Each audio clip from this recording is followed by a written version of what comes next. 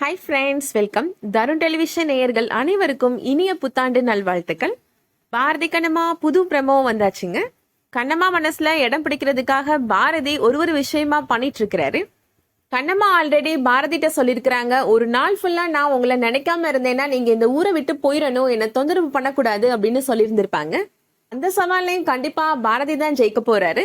இதுக்கிடையில கோர்ட் சொன்ன தீர்ப்புப்படி வார இறுதி நாட்கள்ல குழந்தைகள் பாரதி கூட இருக்கலாம் அப்படின்னு சொல்லியிருந்திருப்பாங்க. அதுக்காக பாரதி இப்போ கண்ணம்மாவோட வீட்டுக்கு வராரு.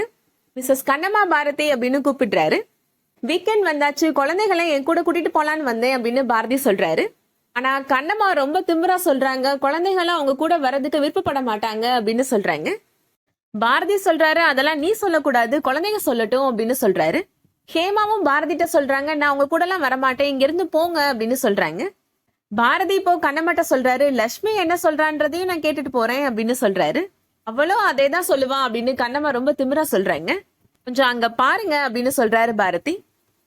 அங்க பார்த்தா லட்சுமி பேண்ட் ஷர்ட் எல்லாம் போட்டு கூலிங் கிளாஸ் எல்லாம் போட்டு ரொம்ப டிப்டாப்பா ஸ்டைலிஷா கிளம்பி இருக்கிறாங்க. ஹாய் டாடி அப்படின்னு சொல்றாங்க.